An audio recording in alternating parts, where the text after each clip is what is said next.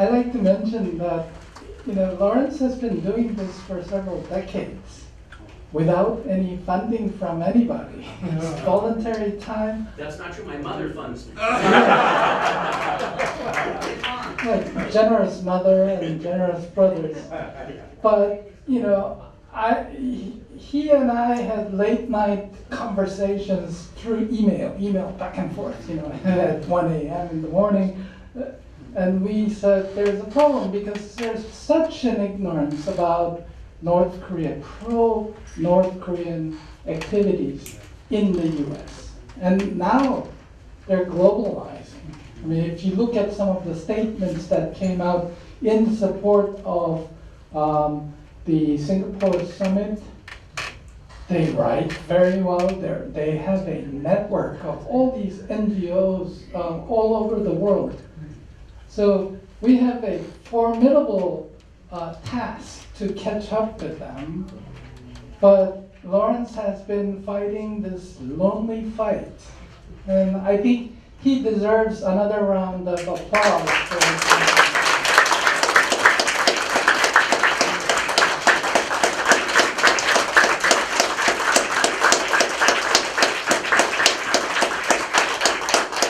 So we will now go to the questions and answers session.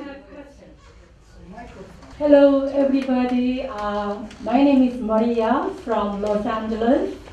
I have known Lawrence and Peter Kim, lawyer, who made this event successfully. I came here with my son. He's the witness, next generation, about democracy in Washington, D.C. Susan, thank you very much for your explanation. I would like to add there one sunshine policy. They have always two faces. So sunshine means symbol of Kim Il-sung, not the policy. Now DJ Kim passed away. He promised that there is no cent will be used by nuclear plant production. He died, but is it true or not true? What is going to say in the heaven if he's there? What is going on now? You guys mentioned about political war. Yes, it is the political war. There are many victims in South Korea. I am from South Korea. There are full of political prison in Seoul. Many people in jail, including our lady, women first president Park Geun-hye. She is in the prison without no violation, judged by trial. She's still in the prison over 18 months. What are we going to do with the human rights? Everybody is talking about citizens' human rights, but where is our human rights as a president, former Park Geun-hye? I'm really sad, and I'm praying every night when she's going to be free from the prison. So I would like to have the voice from the Washington, D.C., Save Korea, including President Park Geun-hye, our democratic President First Lady. We would like to save her, and I would like to do anything. Susan, please help our country. Thank you very much.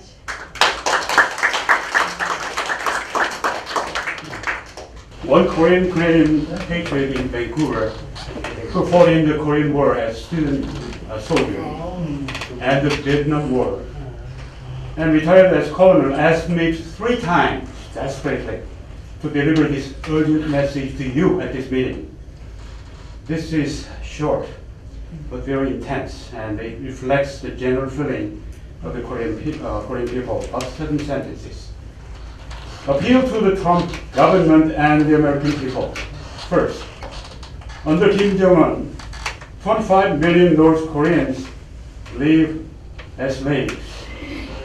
North Koreans have lived as slaves for 73 years. North Korean communists want to have another 50 million South Koreans as their slaves. Please do something about it. Second and last, please keep U.S. troops stationed after free unification for the safety and security of Korea and East Asia. Thank you very much. You laid out all of these groups and who's connected to who. I mean, I think that would be really helpful to educate people if there was a database and a single source of information so that we know who we're dealing with and that these people can be properly identified and exposed. No comment. No. I mean, it's sort of public data. I have, through my many years of research, compiled certainly the profiles of groups and individuals who are involved in this movement. Some of them, of course, over the past several decades have dropped out of it, while other new members and groups have popped up. That's the nature of their movement. But I would be willing, certainly, to share with you and others interested profiles and more detailed information about some of the groups and individuals to whom I alluded in my talk, certainly. I have enjoyed a great deal of explanation about the situation. I heard about how cruel and evil North Korean regime is, and how dangerous the Moon Jae-in government was to Korea and for the United States, and how disturbing the American problem, leftist movement in here is. But I have been, my mind has become more disturbed at the end of today than when I came in.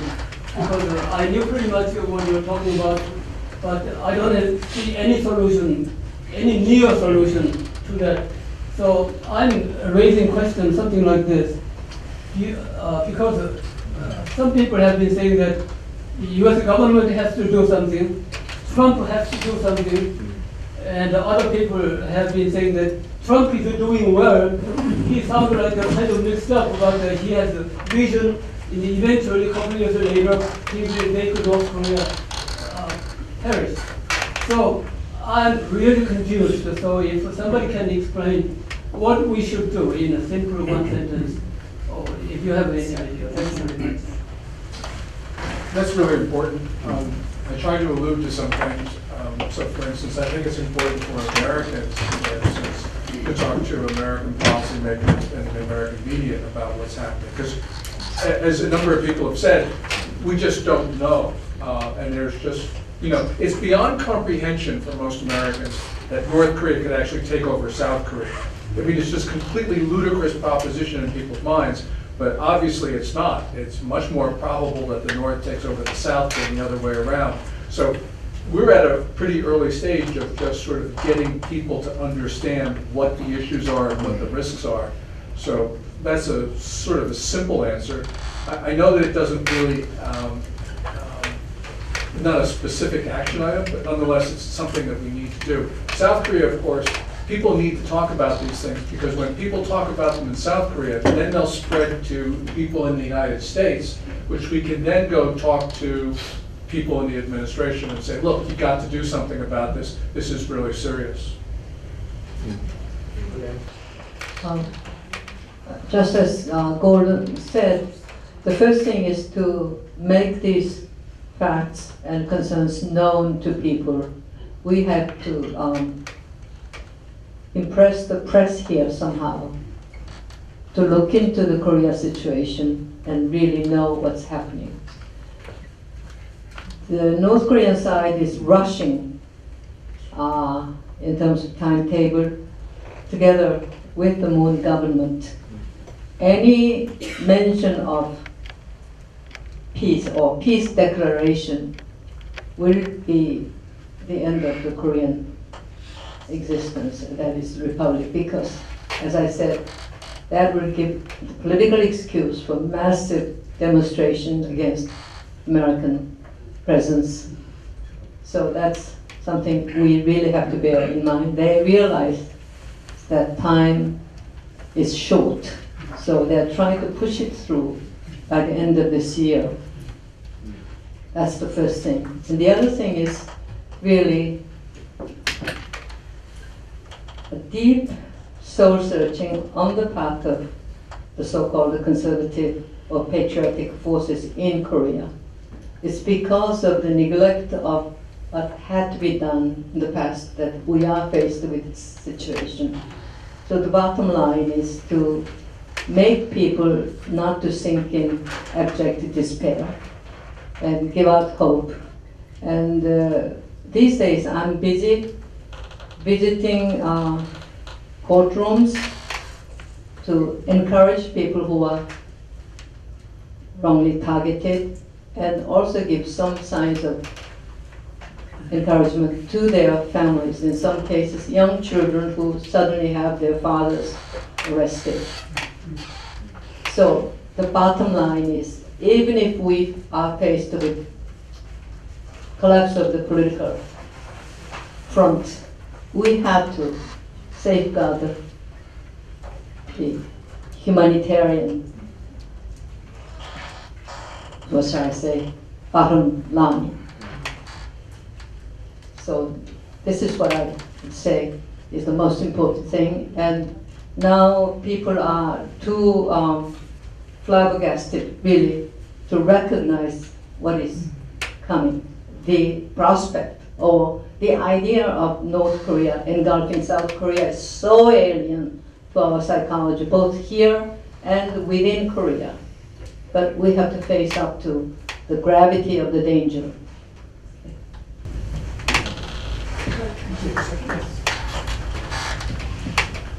Well, one of the things that you can do right away is do what the Taiwanese are very good at, and that is going to talk to members of Congress about this. Because once you do that, that percolates up very, very fast. So, you know, it's a grassroots organization where people go to their congressmen and their senators, something that Greg and Suzanne do all the time. So just do it on a broader base with constituents, knocking on doors, saying, here I am, this is what's important to me, this is how I'm going to base my vote. Yeah, I like to add something. I think the most problem is with the media. If we have 10 more golden chant, we will win. Simple. And we will, if we have 10 more Suzanne or Greg, David or Lawrence, we will win. Why? Now, Korean media is contaminated. They would not report anything about us. But the US media, I believe, some people say US media is very similar to Korean media, but I don't think so. US media is relatively open and neutral and not much biased. Because Korean media problem is they are working together with the power group. They are not neutral. They are trying to work with the political power group. That is almost a long time tradition of Korean culture. So, but here in this country, media, press, I think they don't want to share the political power with Republicans or Democrats. Yeah. Oh, yeah. So, well, I think Korean Americans is very important. We can try to find out our colleagues, our supporters, and our friends in the American mass media. I think that is very, very important thing and a very realistic strategy. Thank you.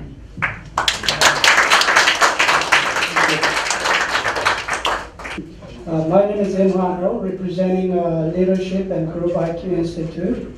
I have a couple questions related to suggestions. I would second the idea of conveying today's information to policymakers of the U.S. government and White House and the U.S. Congress. I'd like to ask organizer of this meeting to do so that where we can get some results. You know what I mean? The second goes to Dr. Jo Pyeong-se. We're so excited to hear that young students were making a good move for liberal democracy and free market economy and so on. We need to help them out. I'd like to hear from Dr. Cho what sort of help he needs from us, experts, scholars, or he may need some money as well. Funding, of course, is very important, especially for student movements. In fact, in the 1980s, the Jusapa movement, they had huge funding from the Japanese, Jo Chong-lyan, the North Korean in Japan, and also from the labor union. So those activists, those chairmen of the Jeondae-hyup, their movement, it was a paid job.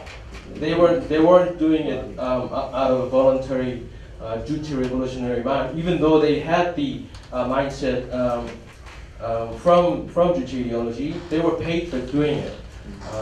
So it is very important that this movement is funded. But also, I think independence is very important especially for the student movement. If there are allegations that our student movement is funded by, say, for example, a political wing or a party, then it's going to we're going to lose credibility to the public. So we have to be very careful when we receive funding, which is why Truth Forum has not opened any accounts to receive funding, although there are some generous donations. But we have to be very transparent. And we are not yet officially receiving any fundings because we have to organize ourselves first. We have to have a secretariat and we have to be ready first. But by the end of this year, we're going to open a website in Korean, but also we're going to have an English page to disseminate information to the American and also international community. And we're going to have an account as well for funding. So. I think there are Facebook pages for SNU Truth Forum, Korea University Truth Forum. You can follow them, and if you have KakaoTalk, you can follow them. You can type SNU Truth Forum. You can follow them, and we're going to post you with more information about the ways to help us. Of course, everyone can do something, especially the journalists here. You have to just speak out. It is difficult. When I first tried to put up posters on university campuses, I realized that when I put it up, I'm going to lose about 90% of my friends because most of my friends participated in the candlelight movement, which is not a bad thing. I mean, they didn't know about things, but they would not agree with me. I worked in an NGO for 3 years, and most of the colleagues that I had are left-leaning, which is not bad. I mean, they believe that, but I knew that I'm going to lose all of those networks. But it is important to speak out. If you believe something is the truth, you have to really speak out, especially now, because it is very important. And it is, I think, the trend is changing, really. Because of so many mistakes that the Moon Jae-in government is making economically, I think people are more open than, say, a few months ago about the criticisms against the government. So now is the time to speak up. Please hold your question because I need to interrupt to make a special recognition. I think Doris or I just want to mention that we have yet another distinguished guest with us tonight who will say just a couple of words of greeting to you. He's Mr. Jan Schneider of the American Conservative Union, which organizes the conservative political action conferences, which are so famous in the U.S. and now even throughout Asia. So I'd just like to turn it over to Mr. Schneider to say a couple of words of greeting to you. We thank him for being able to attend tonight.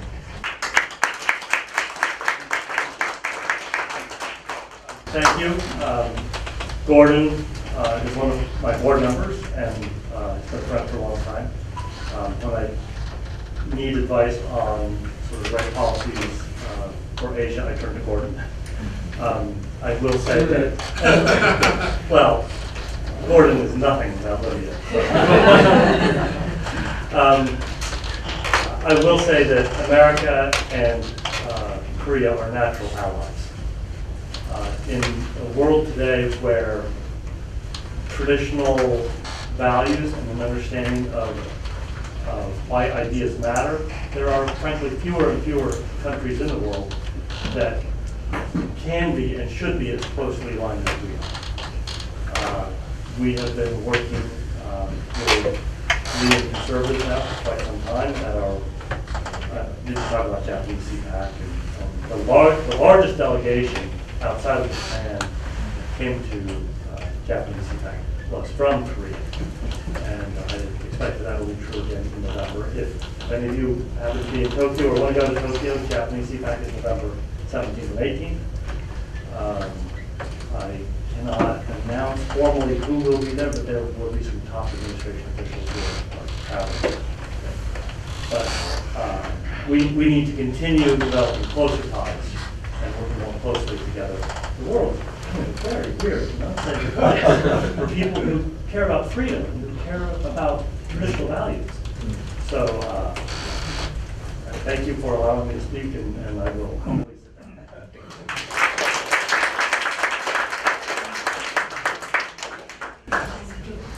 Question. Question. I want to ask you a question.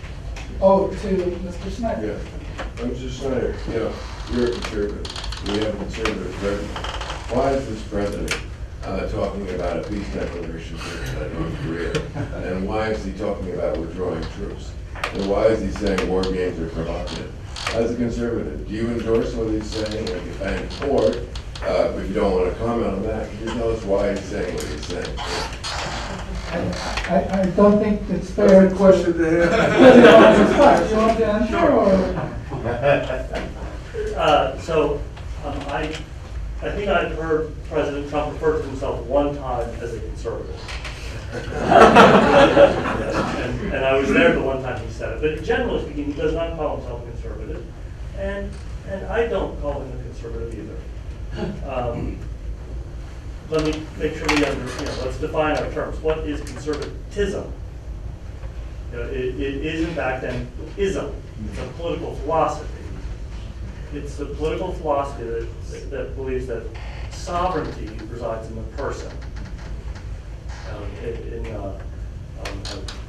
In Israeli philosophy from the 1930s, of course, there's not a lot of Israel in the 1930s, but Jack Kapitinsky had a phrase, every person a king. The role of government then is to defend the rights that you naturally have. So why would Donald Trump be doing and saying these things? Well, I think first and foremost he's a negotiator. And what he tends to do is stake out a position that he never intends to conclude with. I do know that he has good people working for him. Gordon and I get very nervous about some of the things he says, and I love the fact that Gordon is pushing on the gas. And if you don't follow Gordon on Twitter, or if you don't hear what he says on the radio and on TV, you're missing out. Gordon is the guy who I do know that the administration listens to him. They know what he's saying, and I've never heard anybody in the administration say that Gordon's wrong. So we need Gordon there pushing on the gas pedal to make sure that we don't end up in a bad spot. Have I answered your questions? Part of it. I'm not trying to dodge, I'm not remembering everything else. Okay. All right. Well, first of all, I don't represent the Trump administration, but I am a deplorable, I admit. I would, two things. I would re-look at the video that Trump showed Kim Jong-un. And first of all, and also, I was sick watching the Symposium. And just to see the American flag, the North Korean flag, the leader of the most free nation, the leader with the least free nation, yucking it up made me sick. But the next morning I woke up and I realized this is the art of the deal meets the art of deception. And I realized that what Trump is doing is drawing this guy in. And he's a salesman. I mean, and so I have a lot of confidence in the team that he has, Pompeo, John Bolton. I know he's hired more people to deal with sanctions. The sanctions are continuing aggressively, and I have a lot of confidence about where this is going. But I did write an article called "The Art of the Deal Meets the Art of Deception," and I think that although some of the words that he uses, I'm not. It's kind of like somebody saying to you, "Well, you don't look a day over, 20, whatever." And you're kind of like, "Yeah, right." I think that's kind of what Trump's doing. I think he's drawing it in. So there's a lot more going on. But I would look at the people around him, and I would look at the things that are actions speak louder than words, and the actions that the administration are taking say a lot about what the way forward.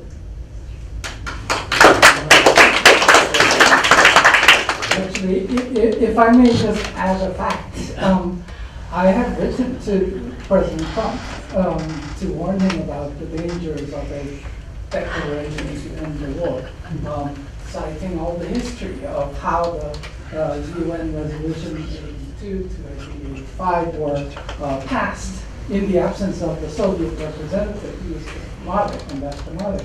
That will never happen in the future, because in the Security Council we now have two veto votes, China and Russia. So if you just look at the Syria situation, where you have proxy wars and standoffs in the background between the Russian government forces and then the Western world, you may one day see that kind of a situation in Korea. And how convenient it is if you don't have to now deal with Resolution 82 to 85, which with the end of the war declaration would go out the window. You would be free as a permanent member of the Security Council to take sides. Right now, it's very uncomfortable to take sides. I think President Trump and the American administration is more aware about the legal intricacies of how to undo this long history of UN mandate. But our president, Moon Jae-in, was not aware. He finally realized that there is a sequence to how to declare an end of war, and it is by undoing the resolutions, which he cannot do unilaterally. So that's why he's calling this a diplomatic statement rather than a court.